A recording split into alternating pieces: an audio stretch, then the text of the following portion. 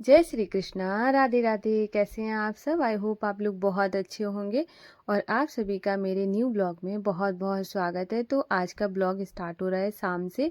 और आज मैं आप सबके साथ शेयर करने वाली हूँ कि बदलते मौसम में लड्डू गोपाल जी की सेवा कैसे करें, क्योंकि हर मौसम का एक सेवा अलग होती है। तो अभी जैसे सर्दियाँ स्टार्ट हो गई हैं, तो उस टाइम में हम कैसी सेवा करें, तो उसके लिए थोड़े से अलग चीज़ें होती हैं। तो आज मैं आप सबके साथ शेयर करने वाली हूँ। ब्लॉग मेरा शाम से स्टार्ट हुआ है, लेकिन मैं आपको सुबह से बताती हूँ जैसा मैं करती हूँ। तो सुबह जब भी आप लड्डू गोपाल जी को जगा रहे हैं, उसके बाद स्नान कराने से लेके बीच में थोड़ा सा फ़र्क होना चाहिए, मतलब थोड़ा सा वो होना चाहिए, गैप होना चाहिए। तो आपको है ना थोड़ा सा गैप रखना है। उनको उठाने के बाद आपके और कोई काम है तो वो कर सकते हैं। अगर आपके पास थोड़ा सा ज़्यादा टाइम है तो उनको उठाने के बाद बहुत लाड प्यार से उठाएं। उसके बाद फिर उनको है ना थोड़ा सा गुनगुना करके दूध दें। दूध आज के टाइम में अभी जैसे सीज़न चेंज हो गया है, तो इसके आप अकॉर्डिंग आप उनको दूध के साथ गुड़ खिला सकते हैं, या ड्राई फ्रूट के लड्डू वगैरह होते हैं, गर्म चीज़ें उनको स्पेशली खिला सकते हैं। उसके बाद स्नान कराएं। स्नान कराने के टाइम में ना आपको थोड़ा सा गुनगुना पानी कर लेना है। जब भी आप स्नान करा रहे हों तो अपने बैक हैंड पे डाल के पानी को चेक कर लेंगे कि ज़्यादा गर्म तो नहीं है। उसके बाद ही उनको स्नान कराएं अच्छे से, मतलब पोंछ के फिर उनको अच्छे से कपड़े पहनाएं। तो अभी मौसम कभी बहुत ठंडा हो रहा है, कभी थोड़ा सा गर्म हो जा रहा है, मतलब गर्म तो नहीं हो रहा है, नॉर्मल है। तो उस टाइम में आप है ना उनको कपड़ों का बहुत ध्यान रखें, किस तरीके से आप पहना रहे हैं। ज़्यादा हल्के कपड़े ना पहनाएं, जैसे कि हम लोग गर्मियों में पहनाते थे, उस टाइप के कपड़े आपको नहीं पहनाने हैं। अगर आप पहना भी रहे हैं तो डबल करके पहनाएं। डबल ऐसे एक अंदर से जो हम लोग पहनाते हैं, अगर आपके पास है, नहीं तो आप कमेंट करना तो मैं आपको दिखा दूंगी। बहुत आसान है उसको बनाना, आप बना के रख सकते हैं। तो आप डबल करके पहना सकते हैं।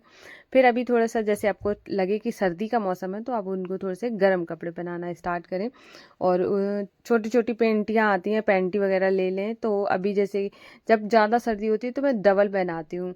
तो अभी जैसे कि कम सर्दी है तो एक आपने विंटर वाला पहना दिया, नीचे पैंटी पहना दी, तो इस तरीके से आप पहना सकते हैं।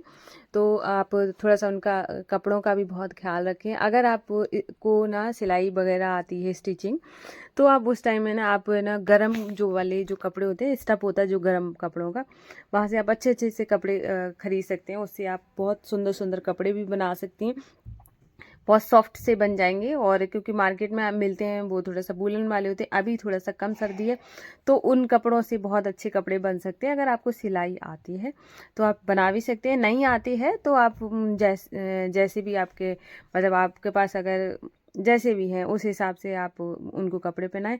आपको क्या फील हो रहा है, जैसे आपको लग रहा है कि ज़्यादा सर्दी है तो फिर विंटर वाले पहनाएं।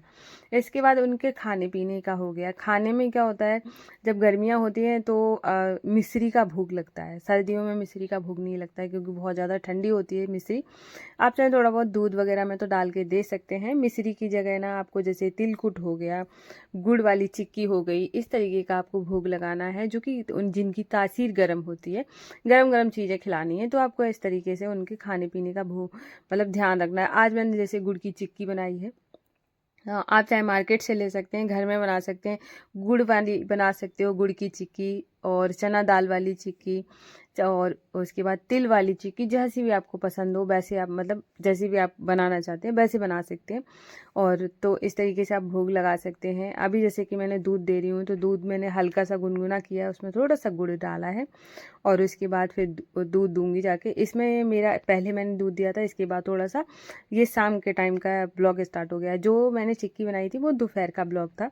तो अभी जैसे थोड़ा सा शाम शाम हो गई है, तो क्योंकि कल एकादशी है हमारे यहाँ पे, एक एक को भी मना रहे हैं, कोई दो को भी मना रहा है। तो इस तरीके से मैंने सोचा है कि ना तुलसी के पत्ते तोड़ के रख लेती हूँ, और तो इस वजह से मैंने तोड़ के रख लिए हैं।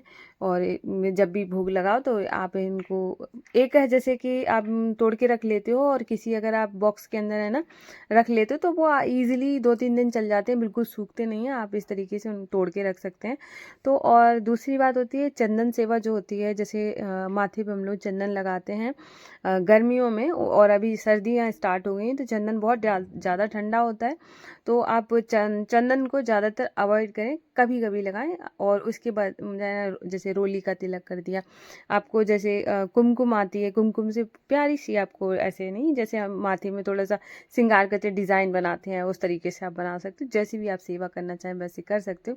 तो कुमकुम का मैं अभी मार्केट गई थी, मैं मुझे घर से बहुत अच्छे से याद था लेकिन मैं भूल आई हूँ, तो अभी मुझे कुमकुम लेनी है उनके लिए।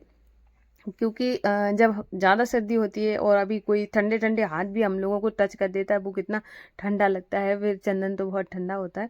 इत्र भी जब भी आप ले रहे हैं तो इत्र का ध्यान रखें कि किस तरीके का ले रहे हैं। मतलब बहुत सारे ऐसे गर्मियों में जैसे स्पेशली इत्र जो होता है खसखस वाला होता है, ये सब नहीं लेने, आपको गुलाब वगैरह का लेना है। तो इस तरीके से इत्र का भी बहुत अच्छे से ध्यान रखें। अगर आप इत्र सेवा करते हैं तो उनके लिए ना थोड़ा सा मतलब ध्यान में रख के चीज़ें लेनी है आपको। जैसे जैसे आपकी सेवा मौसम बदल रहा है उस तरीके से आपकी सेवा भी बदल रही है, तो ऐसे आप उनका बहुत अच्छे से ध्यान रख सकते हो। और जिस जगह बैठ रहे हैं, जहाँ पे आसन पे बैठ रहे हैं, और अभी तक जैसे जो आसन आते हैं वो थोड़े से पतले होते हैं, तो वहाँ पे हम आसन बैठा के उनको विराजमान करते हैं। वो बहुत पतला होता है, उसमें ठंडी लगेगी। तो अब है ना, अब मेरे पास है ना आसन में मैं क्या करती हूँ, जो छोटे छोटे से ब्लैंकेट आते हैं ना, बहुत छोटे छोटे से, स्पेशली भगवान जी के लिए ही होते हैं, वो मैंने ले रखे हैं। तो सबसे पहले पट्टी पर मैं उनको बिछा देती हूँ ऊपर से, या फिर मैं कोई सा भी आसन बिछा दूँ, इससे क्या ना वो गर्म रहेगा। तो फिर इस तरीके से कर सकते हैं। तो जहाँ पे वो बैठ रहे हैं वहाँ पे थोड़ा सा सॉफ्ट हो और ऊपर से है ना थोड़ा सा गर्म हो उनके पास, इस तरीके का रखें। तो ऐसे आप मतलब उनके बिठाने की ये सारी व्यवस्थाएं कर सकते हैं। दूसरा है ना, जैसे कि पहले मिश्री का भोग लग रहा था, अभी है ना आप थोड़ा सा ड्राई फ्रूट वगैरह कट करके रख लें, और कट करके रख लेंगे तो पूजा में आसानी हो जाती है। जैसी आपको ज़रूरत पड़ी वैसी फटाफट से आपने भोग लगा दिया। तो इस तरीके से आप रख सकते हैं। ड्राई फ्रूट में आप जैसे काजू, बादाम, गरी, छुआरा, किशमिश, इस तरीके का आप मिक्स करके और रख लीजिए, आराम से भोग लगाते रहिए। ठीक है। तिलकुट अलग से करके रख लीजिए, पट्टी थोड़ी सी रख लीजिए। बहुत सारे ऑप्शन है अगर आप भोग में ढूंढ रहे हैं कि क्या भोग में लगाएं।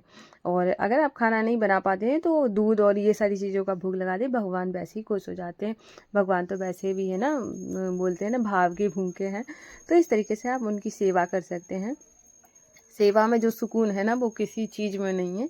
तो मुझे सेवा करना बहुत ज़्यादा पसंद है। तो जैसे कि आज शाम का मेरा जो थोड़ा बहुत छोटा मोटा, जैसे मैं जैसा मेरा रूटीन रहता है, ये मेरा जो रूटीन है ये कभी भी, मैं आपको एक बात बताती हूँ, कभी भी मेरा वीडियो पर्पज से नहीं बनता है कि मैं आज वीडियो बना रही हूँ तो मैं कुछ स्पेशली करूँ। ऐसा कभी नहीं करती हूँ। मैं जिस तरीके का भाव मेरे मन में आता है, मुझे लगता है कि मैं माधु बसु के लिए करूँ, तो मैं वो उस टाइम में करती हूँ, चाहे व्लॉग बनाऊँ या नहीं बनाऊँ। तो जो आपका प्रेम होता है ना वो हमेशा रहता है। ज़रूरी नहीं है कि आप किसी को दिखाने के लिए किसी से करें कि हाँ मैं उसको बहुत मतलब पसंद करती हूँ या ऐसे, तो वो चीज़ें नहीं होनी चाहिए। आपके जो भी चीज़ें हैं ना बिल्कुल मतलब क्लियर होनी चाहिए कि मतलब प्यार है तो है, मतलब चाहे सामने हो चाहे पीछे हो, होना चाहिए।